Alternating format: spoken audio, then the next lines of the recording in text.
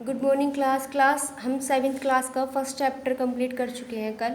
ठीक है, और आज हम इसके जो क्वेश्चन आंसर हैं वो देखेंगे। ठीक है, तो इसका जो फर्स्ट क्वेश्चन है वो ये है, भाषा की परिभाषा दीजिए तथा उसके रूपों को उदाहरण सहित समझाइए।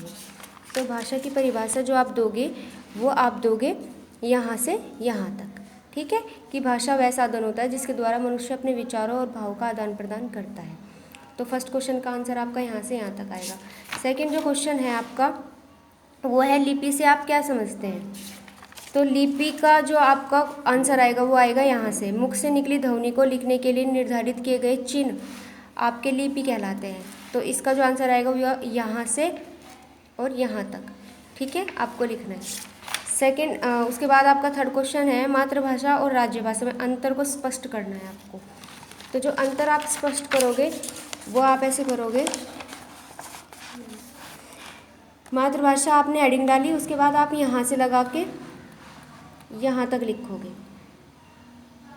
ठीक है, उसके बाद राज्यभाषा हेडिंग डालोगे, उसके बाद यहाँ से देश के अधिकांश सरकारी जो कार्यालय होते हैं यहाँ से लगा के आप लिखोगे यहाँ तक।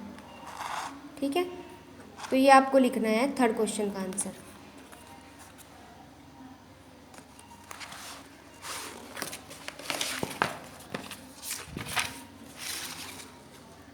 उसके बाद आपका आता है फोर्थ क्वेश्चन, हिंदी की उपभाषाओं और बोलियों को किन किन वर्गों में विभाजित किया गया है।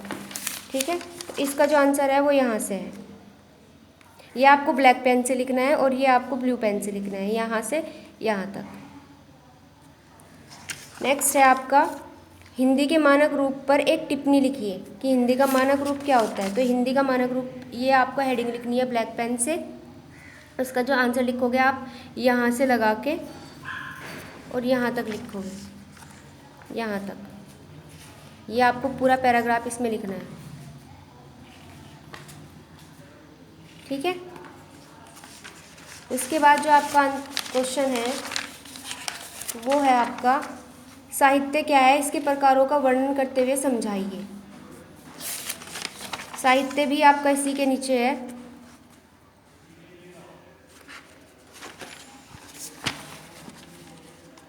ये रहा साहित्य। ठीक है, इसकी जो आपको हेडिंग है वो ब्लैक पेन से डालनी है, यहाँ से और फिर यहाँ तक आपको ये लिखना है। ठीक है, अब आपका आता है बुक वर्क। बुक वर्क में सेकंड क्वेश्चन है आपका, रिक्त स्थानों की पूर्ति कीजिए। डैश भाषा का प्रयोग केवल साक्षर लोग जो होते हैं वो कर सकते हैं। तो लिखित भाषा का जो प्रयोग है वो जो पढ़े लिखे लोग होते हैं वो कर सकते हैं। तो यहाँ पे आएगा लिखित। सेकंड क्वेश्चन है, प्रत्येक वर्ष 14 सितंबर को डैश दिवस मनाया जाता है। तो हिंदी दिवस मनाया जाता है। नेक्स्ट है, मारवाड़ी तथा बांगरी जो भाषा है वो किस हिंदी के अंतर्गत आती है। वो तो राजस्थानी हिंदी के अंतर्गत आती है। नेक्स्ट है, गीत, दोहा, छंद, चौपाई जो है वो किस साहित्य में आता है। वो आता है पद्य में। उसके बाद है आपका, भाषा को शुद्ध बोलना, पढ़ना तथा लिखना सिखाने वाला जो शास्त्र है वो क्या कहलाता है। वो है आपका व्याकरण।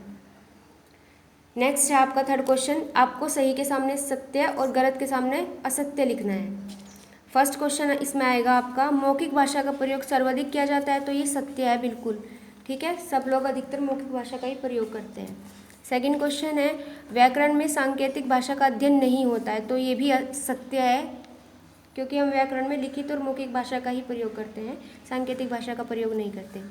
थर्ड है आपका, भारतीय संविधान में 25 भाषाओं को मान्यता प्रदान की गई है। तो ये असत्य है, क्योंकि 22 भाषाओं को दी गई है। ठीक है, नेक्स्ट आपका, भगवती चरण वर्मा हिंदी के प्रमुख गद्य साहित्यकार हैं। तो ये आपका सत्य है।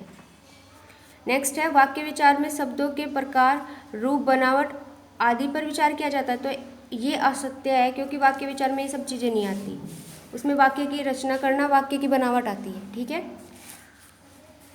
नेक्स्ट आपका फोर्थ क्वेश्चन है कि वर्ग पहेली में आपको 10 भाषाएं दी गई है। इसमें से आपको 10 भाषाएं छांट कर जो है इधर और इधर लिखनी है।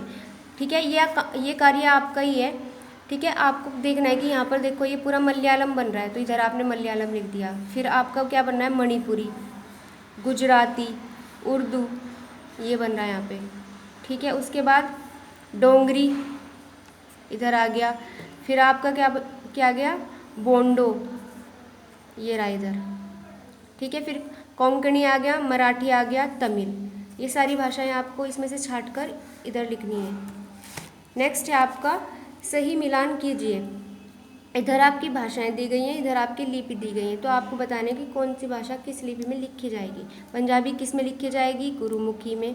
हिंदी देवनागरी में, ठीक है। जापानी आप किस में लिखते हो, जापानी के लिए आपका है थर्ड ईरा हिरांगा।